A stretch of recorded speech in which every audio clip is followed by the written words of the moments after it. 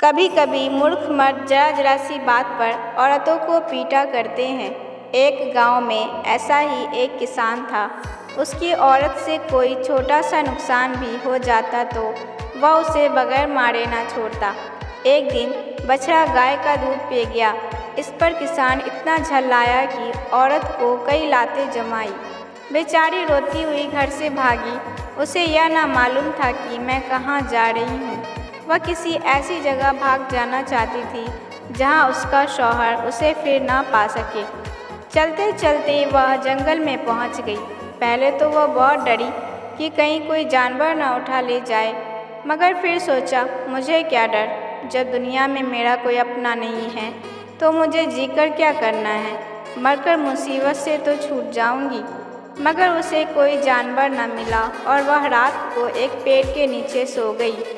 दूसरे दिन उसने उसी जंगल में एक छोटी सी झोपड़ी बना ली और उसमें रहने लगी। लकड़ी और फूस की कोई कमी नहीं थी। मुझ भी इफरात से थी। दिन भर में झोपड़ी तैयार हो गई। अब वह जंगल में लकड़ियां बटोरती और उन्हें आसपास के गांव में बेचकर खाने पीने का सामान खरीद लाती। इसी तरह उसके दिन कटने लगे। कुछ दिनों के बाद उस औरत के जुड़वा लड़के पैदा हुए। बच्चों को पालने पोसने में उसका बहुत सा वक्त निकल जाता और वह मुश्किल से लकड़ियां बटोर पाती। उसे अब रात को भी काम करना पड़ता, मगर इतनी मुसीबत झेलने पर भी वह अपने शौहर के घर न जाती थी। एक दिन वह दोनों बच्चों को लिए सो रही थी। गर्मी की रात थी। उसने हवा के लिए झोपड़ी का दरवाज़ा खुला छोड़ दिया था।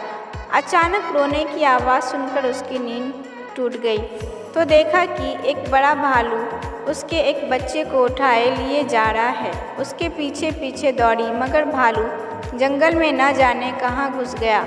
बेचारी छाती पीट पीट कर रोने लगी। थोड़ी देर में उसे दूसरे लड़के की याद आई। भागती हुई झोपड़ी में आई, मगर देखा कि दूसरे लड़के का भी पता नहीं। फिर छाती पीटने लगी। जिंदगी का यही एक सहारा था, वह भी जाता रहा। वह दुख की मारी दूसरे ही दिन मर गई। भालू का उस बच्चे को ले जाकर उस अपनी माद में घुस गया और उसे बच्चों के पास छोड़ दिया। बच्चों को हंसते खेलते देखकर भालू के बच्चों को न मालूम कैसे उस पर तरस आ गया। पशु भी कभी कभी बालकों पर दया करते हैं। यह लड़का भालू के बच्चों के साथ रहने लगा। उन्हीं के साथ खेलता, उन्हीं के साथ खाता और उन्हीं के साथ रहता। धीरे धीरे वह उन्हीं की तरह चलने फिरने लगा। उसकी सारी आदतें जानवरों की सी हो गई। वह सूरत से आदमी मगर आदतों से भालू था और उन्हीं की बोली बोलता भी था। अब दूसरे लड़के का हाल सुनो। जब उसकी माँ उसके भाई की खोज में चली गई तो झोपड़ी में एक नई बात हो गई। एक राजा शिकार खेलने के लिए जंगल में आया था और अपने साथियों से अलग होकर भूखा प्यासा इधर उधर भटक रहा था। अचानक यह झोपड़ी देखी तो दरवाजे के अंदर पुकारने लगा कि कोई जो अंदर हो, मुझे थोड़ा सा पानी पिला दो, मैं बहुत प्यासा हूँ। मगर जब बच्चे के रोने के सिवा उसे कोई जवाब ना मिला तो वह झोपड़ी में घुस आया।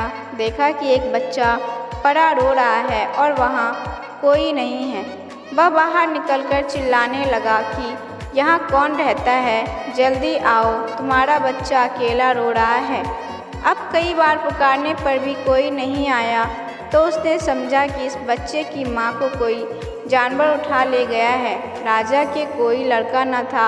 उसने बच्चे को गोद उठा लिया और घर चला आया। 20 वर्ष बीत गए। किसान का अनाथ बच्चा राजा हो गया। वह बड़ा विद्वान और चतुर निकला। बहादुर भी ऐसा था कि इतनी ही उम्र में उसने दूसरे अपने बहुत से दुश्मन को हरा दिया। एक दिन नए राजा साहब शिकार खेलने गए, मगर कुछ हाथ न लगा।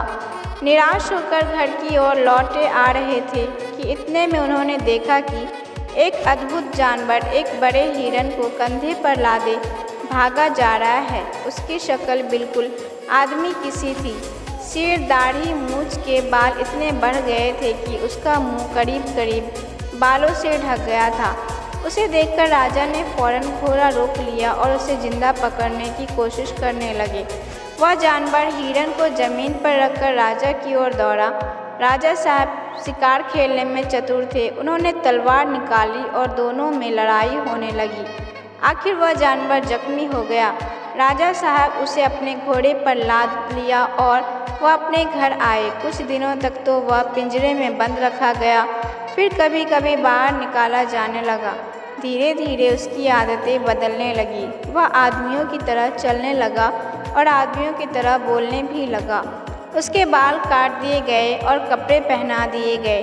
देखने वालों को अचंभा होता था कि इस जंगली आदमी की सूरत राजा साहब से इतनी मिलती है, मगर यह किसे मालूम था कि वह राजा साहब का जुड़वा भाई है जिसे भालू उठा ले गया था।